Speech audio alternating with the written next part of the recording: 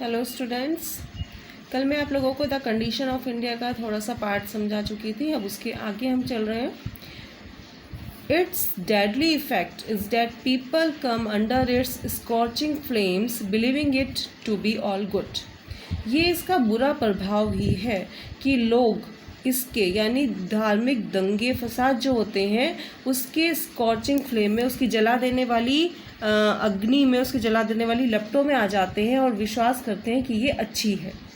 They become utterly religious and in reality derive like advantage from the world, little advantage from the world. वे वाकई में वे अगर उन्हें कहा जाए बिल्कुल रिलीजियस हैं, अधार्मिक हैं, और वास्तव में वे इस वर्ल्ड से बहुत ही कम एडवांटेज ले रहे हैं। Civilization is like a mouse growing while it is soothing us. Civilization एक सभ्यता एक चूहे की तरह है। जैसे चूहा अंदर ही अंदर कुतर कर चीज़ों को खोखला कर देता है, उसी तरह से सभ्यता है। When its full effect is realized, we shall see that religious superstition is harmless compared to that of modern civilization. यदि हम पूरी तरह से इसके प्रभाव को रियलाइज़ करें तो हम ये देखेंगे कि रिलीजियस सुपरस्टिशंस यानी जो धार्मिक अंधविश्वास हैं वो हार्मलेस हैं in comparison of modern civilisation, और यदि आधुनिक सभ्यता से बहुत कम हार्मलेस है religious superstitions. I am not pleading for a continuance to religious superstitions का मतलब ये नहीं है कि मैं धार्मिक अंधविश्वासों को आगे बढ़ने के लिए कह रहा हूँ। We shall certainly fight them tooth and nail, हमें पूरी तरह से उनसे लड़ना चाहिए, but we can never do so by disregarding religion. लेकिन हम ऐसा नहीं करते हैं, लेकिन हम ऐसा कभी नहीं करेंगे क्योंकि इससे क्या होता है, रिलीजन का डिसरिगार्ड होता है। We can only do so by appreciating and conserving the latter, और हम इस तरह से उसको अप्रिशिएट करके हमें उसको बचाना चाहिए, यानी धर्म को बचाना चाहिए। Reader, then you will contend that the Pax Britannica is a useless एंकब्रस।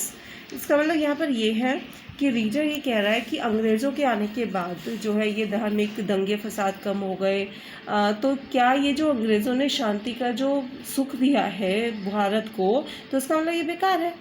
तो एडिटर फिर एडिटर कहता है you may see peace if you like, I see none.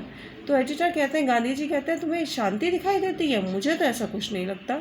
Reader, you make light of the terror that the thugs Pindaris and the Bhils were to the county.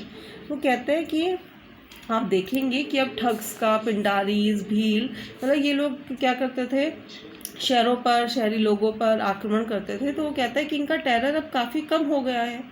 तो editor कहते हैं if you give the matter some thought, यदि आप सोचें इस बारे में, you will see that the terror was by no means such a mighty thing, कि ये जो टेरर था यानी भील, भंडारी और इन लोगों का जो टेरर था ये इतना कोई माइटी, कोई शक्तिशाली नहीं था। If it had been a very substantial thing, यदि ये बहुत ज़्यादा शक्तिशाली होता, the other people would have died away before the English advent, तो अंग्रेज़ों के आने से पहले ही पूरी मानव जाति खत्म हो गई होती। Moreover the present peace is only nominal, और ये जो आप शांति की बात कर रहे हैं ये केवल नाम की है।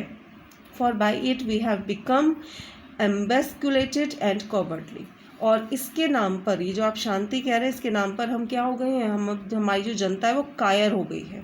We are not to assume that the English have change the nature of Pindaris and Bhils. मैं नहीं मानता कि अंग्रेज़ों ने पिंडारीज और भील्स के नेचर को, उनके स्वभाव को बदल दिया है। It is therefore better to suffer the Pindari peril than that someone else should protect us from it and thus render us effeminate. और वो कहते हैं कि इससे तो अच्छा मैं पिंडारी के हाथों मरना या पिंडारी के हाथों कष्ट जाना ज़्यादा अच्छा समझता हूँ, इससे कि कोई हमें इससे बचा ले। यानी अंग्रेज़ों के आने से अच्छा तो ये है, अंग्रेज़ों को जो आप शांति दूत कह रहे हो, इससे अच्छा तो ये है कि पिंडारी हमें अपने भालों से मार दें। I should prefer to be killed by the arrow of a Bhil, मैं भील के बाणों से मारना ज़्यादा अच्छा समझूंगा than to seek unmanly protection, बजाय इसके कि लोग कायर हो जाए। India without such protection was an India full of valour, India जो है इस प्रोटेक्शन के बिना भी रह सकता था और इंडिया पूरा शक्तिशाली है, शक्ति से भरपूर है। Macaulay betrayed gross ignorance when we labelled Indians as being practically cowards. Macaulay की बहुत बड़ी अज्ञानता है कि वो इंडियन लोगों को क्या कहता है, कायर कहता है। They never merit the charge, उन पर यह आरोप कभी भी नहीं लगाया जाना चाहिए। Cowards living in a country inhabited by hardy mountaineers are infested by wolves and tigers must surely find an early grave. जो कॉवर्ड्स हैं हमारे देश में, जो अगर उन्हें कायर जिन्हें कहा जाता है, हमारे देश में जो कायर हैं, यदि वाकई में कायर होते तो तुमने देखा होगा कि हमारे कितने पहाड़ी लोगों पर कैसे लोग रहते हैं, भेड़ियों से, बाघों से घिरे हुए भी लोग रहते हैं। Have you ever visited our fields, क्या आपने कभी देखा है कि हमारे खेतों को कभी देखा है? I assure you that our agriculturist sleep fearlessly on their farms even today, कि खेतों में भी हमारे जो कृषक भाई हैं वो आराम से सोते हैं बिना किसी डर के। But the English and you and I would hesitate to sleep where they sleep, और अगर बात की जाए तो मैं या तुम या ये अंग्रेज़ जो है वहाँ पर सोते हुए भी डरेंगे। Strength lies in absence of fear, strength जो शक्ति होती है वो निर्भयता में बसती है।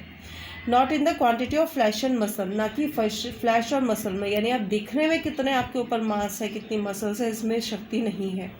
We may have on our bodies, कि हमारे बॉडी में कितना मांस है इसमें शक्ति नहीं है, बल्कि शक्ति निर्भयता में है। Moreover I must remind you who desire home rule that after all the Bhils, Pindaris and the thugs are our own countrymen. और मैं आपको बता दूं कि जिनकी बात कर रहे हैं आप, भील्स की, पिंडारीज की, ठग्स की, ये तो हमारे ही अपने देश के वासी हैं। To conquer them is your and my work, उन लोगों को जीतना मेरा और आपका काम है। So long as we fear our own brethren we are unfit to reach the goal, और जब तक हम अपने कंट्रीमैन से ही डरते रहेंगे, जब तक हम अपने भारतवासियों से ही डरते रहेंगे, तब तक हम अपने गोल पर नहीं पहुंच सकते। तो ये थी पूरी एक टेक्स्ट आपका द कंडीशन ऑफ इंडिया का। इसी तरह से इसमें 3-4 और टेक्स्ट हैं, वो मैं आपको अगली वीडियो में दूंगी, और उसके बाद फिर मैं आपको इसके क्वेश्चन आंसर्स प्रोवाइड कराऊंगी जो इम्पोर्टेंट बनते हैं इन चारों टेक्स्ट के according. So stay home, stay healthy, stay safe.